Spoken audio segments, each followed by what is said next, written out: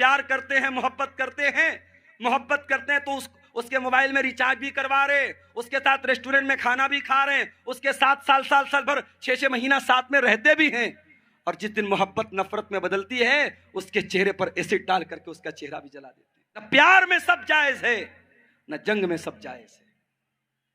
اور پیار کیا ہوتا ہے میرے بھائی؟ یہ نئی نسل اس نے بے حیائی کو پیار کا نام دے دیا۔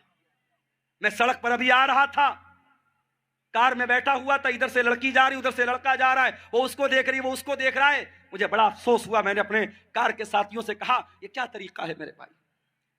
جلسے کا پروگرام ہے اور سڑک پر اس طریقے سے لڑکے لڑکیوں کی بھیڑ لگی ہے، نین مٹکا چل رہا ہے، کیا مطلب ہے اس کا؟ یہ نہیں ہونا چاہیے میرے بھائی، یہ پیار نہیں ہے، یہ محبت نہیں ہے، یہ واسنا ہے، یہ ہوس ہے۔ اسلام میں پیار وہ ہوتا ہے جب سینکڑوں لوگوں کے بیچ میں مولوی صاحب کے سامنے لڑکا اقرار کرتا ہے، ہاں میں فلاں بن فلاں اس لڑکی کو اپنے نکاح میں قبول کرتا ہوں۔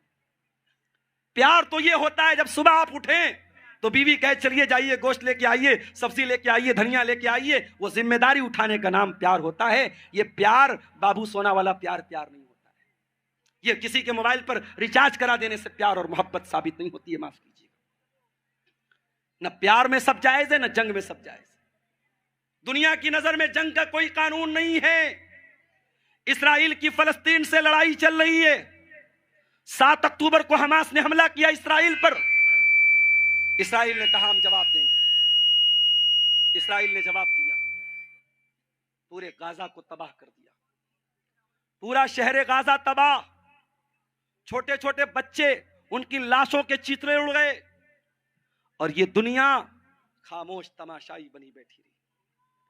یہ دنیا جو کتوں کے مرنے پر افسوس کرتی ہے، یہ دنیا جو جانوروں کے مرنے پر افسوس کرتی ہے، غازہ کے چھوٹے چھوٹے بچوں کی لاشوں پر اس دنیا کی آنکھوں میں آنسو نہیں آیا۔ میرے پیارے ساتھیوں، جنگ کرنے کے بھی کچھ دستور ہوتے ہیں، کچھ اصول ہوتے ہیں۔ اسرائیل کو یہ اصول نہیں معلوم، لیکن آؤ اسلام کے اصول میں آپ کو بتا دیتا ہوں۔ اللہ کے پیارے نبی جب اپنے صحابہ کو جنگ کے میدان میں بھیجا کرتے تھے تو اللہ کے نبی کہتے تھے لا تقتلوا ولیدا، کسی بچے کو قتل نہ کرنا، ولا تقتلوا شیخا فانیا، بہت بوڑھا انسان جو لڑائی کے میدان میں لڑائی نہیں کر رہا ہے اس بوڑھے کو قتل مت کرنا، ولا تحرقوا شجرا، کسی پیڑ کو آگ نہ لگانا، کسی کی عبادت گاہ کے اوپر حملہ مت کرنا۔ اسلام جنگ کے اصول بتاتا ہے۔ میرے بھائیوں، قرآن کہتا ہے وَلَا يَجْرِمَنَّكُمْ شَنَآنُ قَوْمٍ عَلَىٰ أَلَّا تَعْدِلُوا، اے ایمان والو اگر کسی قوم کے ساتھ تمہاری دشمنی ہے تو دشمنی کا مطلب یہ نہیں ہے کہ تم نا انصافی کرو، دشمن کے ساتھ بھی تمہیں انصاف کرنا ہے۔ یہ اسلام کی تعلیم ہے، یہ اسلام کی شکشا ہے۔ تو پہلی چیز جھگڑا ختم کرنا ہے، ہمیں کیا کرنا پڑے گا؟ سنی سنائی بات پر عمل نہیں کرنا ہے، تحقیق کرنا ہے۔ دوسرا کام صلح کرانا ہے، تیسرا کام انصاف کرنا ہے، اور آگے بڑھیے چوتھا کام کیا کرنا ہے؟ فرمایا یا ایھا الذین آمنوا لا یسخر قوم من قوم عسى ان یکونوا خیرا منہم، اے ایمان والو تمہارے پاس دولت زیادہ ہے تو غریب کا مذاق مت اڑانا، تم ہینڈسم اور خوبصورت ہو تو کسی نارمل شکل و صورت کے انسان کا مذاق مت اڑانا، تم بہت باڈی بلڈر ہو کسی دبلے پتلے کا مذاق مت اڑانا۔ لا یسخر قوم من قوم، کوئی کسی کا مذاق نہ اڑائے، عسیٰ ان یکونوا خیرا منہم، ہو سکتا ہے تم جس کا مذاق اڑا رہے ہو اللہ کے ہاں اس کا مقام زیادہ اونچا ہو۔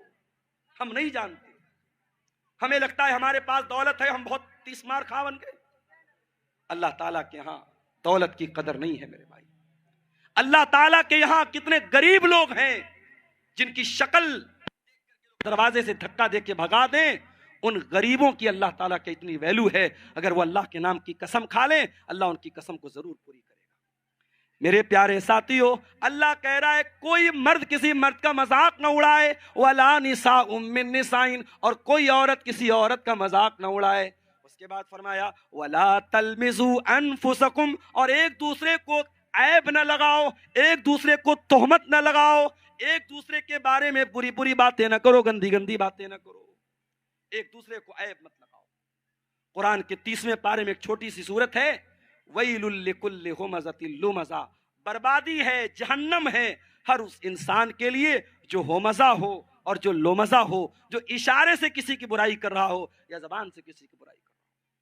اسلام اس بات کی بھی پرمیشن نہیں دیتا آپ اشارے سے کسی کی برائی بیان کریں، اشارے سے کسی کا مذاق اڑائیں، اسلام اس کی بھی اجازت نہیں دیتا ہے۔ اس کے بعد فرمایا وَلَا تَنَابَزُوا بِالْأَلْقَابِ، اور کسی کو برے لقب سے یاد نہ کرو۔ کوئی کالا ہے اسے کلوا بولتے ہیں، کوئی بیچارہ ناٹا اسے نٹوا بولتے ہیں، کوئی ایک پیر سے معذور اس کو لنگڑا بولتے ہیں۔ ایسے نام سے یاد کرتے ہیں جس نام پر وہ انسان چڑھتا ہے، ناراض ہوتا ہے، ناپسند کرتا ہے۔ وَلَا تَنَابَزُوا بِالْأَلْقَابِ، کسی کو برے لقب سے یاد مت کرو۔ اسی طریقے سے کوئی پہلے شراب پیتا تھا، اب اس نے توبہ کر لی، اس نے صحیح راستہ اپنا لیا، اب جب بھی اس سے ملتے ہیں کہتے ہیں ارے بھائی تو بڑا شریف بنتا ہے، پہلے تو شراب پیتا تھا۔ اس کی پرانی باتوں کو یاد دلا کر کے اس کو تانا مارنا یہ بھی اسلام کے اندر جائز نہیں ہے۔ وَلَا تَنَابَزُوا بِالْأَلْقَابِ، کسی کو برے لقب سے یاد مت کرنا۔ اس کے بعد فرمایا بِئْسَ الِاسْمُ الْفُسُوقُ بَعْدَ الْإِيمَانِ، ایمان لانے کے بعد کسی کو برے لقب سے یاد کرنا یہ بہت بڑا گناہ ہے۔ وَمَن لَّمْ يَتُبْ فَأُولَٰئِكَ هُمُ الظَّالِمُونَ، اور جو توبہ نہیں کرے گا وہ بہت بڑا ظالم ہے، بہت بڑا ظالم ہے۔ یہ جھگڑوں کو ختم کرنا ہے میرے بھائیوں، تو ان راستوں کو ہمیں اپنانا پڑے گا۔ 2-3 چیزیں اور ہیں، اس کے بعد ہم کلیکشن کی طرف آئیں گے۔ میں 5 منٹ آپ کے بیچ میں بیٹھا رہوں گا، جو بھی تعاون آپ کو مدرسے کے لیے کرنا ہے میرے ہاتھ پہ آپ کرتے ہوئے جائیں گے۔ اللہ آپ کا بھلا کرے گا، اللہ آپ کے مال میں برکت عطا کرے گا۔ فرمایا یا ایھا الذین آمنوا اجتنبوا کثیرا من الظن، اے ایمان والو بہت زیادہ بدگمانی سے بچا کرو، بدگمانی مت پالو کسی کے بارے میں۔ اللہ کے نبی کے پاس ایک صحابی آئے، کہا اے اللہ کے نبی بچہ پیدا ہوا ہے، میں گورا، میری بیوی گوری، بچہ کالا کہاں سے پیدا ہو گیا؟ مجھے بیوی کے کیریکٹر پر شک ہو رہا ہے۔ وہ زمانہ تو ڈی این اے چیک کرنے کا زمانہ نہیں تھا، ڈی این اے ٹیسٹ ہو جاتا پتہ لگ جاتا۔ نبی نے کہا اچھا یہ بتاؤ تمہارے پاس اونٹ ہے؟ کہا اونٹ ہے۔ آپ نے کہا کون سے کلر کا اونٹ ہے؟ کہا اے اللہ کے نبی سرخ اونٹ ہیں، جو ریڈ کلر کے اونٹ ہوتے ہیں وہ اونٹ ہیں۔ آپ نے کہا سارے اونٹ سرخ ہیں یا ان ریڈ کلر کے اونٹوں میں کوئی اونٹ تمہارا مٹیالے کلر کا یا بلو کلر کا بھی ہے؟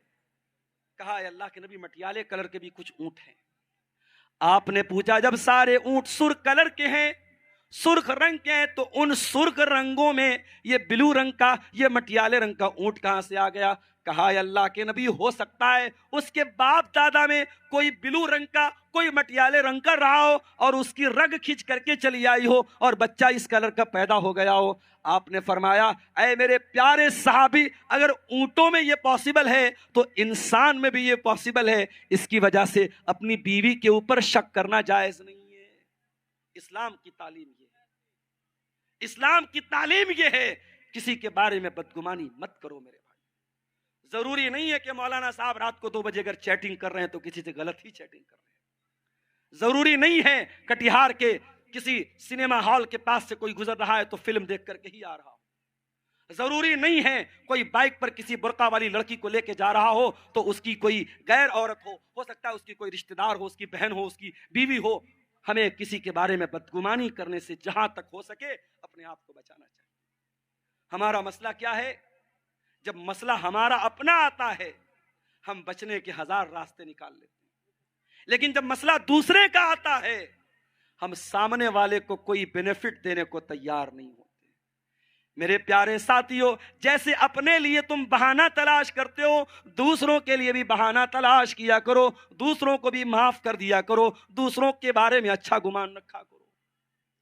اللہ نے قرآن میں بیان کیا، سلیمان علیہ السلام جا رہے ہیں، راستے میں چیونٹیوں کا بل آ گیا، ڈھیر ساری چیونٹیاں جا رہی ہیں اور چیونٹیوں کی جو مالک ہے، ان کی جو رانی ہے، وَقَالَتْ نَمْلَةٌ يَا أَيُّهَا النَّمْلُ ادْخُلُوا مَسَاكِنَكُمْ، وہ چیونٹیوں کی رانی چیونٹیوں سے کہتی ہے اے چیونٹیوں اپنے اپنے بل میں چلی جاؤ، اپنے اپنے گھر میں چلی جاؤ۔ لَا يَحْتِمَنَّكُمْ سُلَيْمَانُ وَجُنُودُهُ، کہیں ایسا نہ ہو کہ سلیمان اور اس کے لشکر کے لوگ تم کو روند ڈالیں، وَهُمْ لَا يَشْعُرُونَ، اور سلیمان اور اس کے لشکر کے لوگ اگر ایسا کریں گے تو انجانے میں کریں گے، جان بوجھ کر کہ وہ چیونٹی کو بھی قتل نہیں کر سکتے۔ پتہ یہ چلا کسی نبی کا ماننے والا کسی چیونٹی کو بھی بے قصور نہیں مارتا، کسی نبی کا کلمہ پڑھنے والا ایک چیونٹی کو بھی قتل نہیں کر سکتا، آخری نبی کا ماننے والا آتنکوادی کیسے ہو سکتا ہے؟ اگر سلیمان کا لشکر جان بوجھ کر کے چیونٹیوں کو روک نہیں سکتا ہے تو محمد الرسول اللہ کا کلمہ پڑھنے والا اور محمد الرسول اللہ کے دین پر چلنے والا اور اسلام پر چلنے والا میرے پیارے ساتھیوں آتنکوادی نہیں ہو سکتا، دہشت گرد نہیں ہو سکتا، بے قصوروں کو نہیں مار سکتا، اور جو بے قصوروں کو مار رہا ہے، جو آتنکواد کر رہا ہے، وہ مسلمان نہیں ہو سکتا۔ تو اسلام ہمیں اس بات کی تعلیم دیتا ہے کہ ہم اچھا گمان رکھیں، دوسروں کے بارے میں بہتر گمان رکھیں۔ اس کے بعد فرمایا ان بعض الظن اسم، جب تم کسی کے بارے میں بدگمانی کرو گے تو ہو سکتا ہے تم غلط گمان کر لو، تم گناہ کا کوئی گمان کر لو۔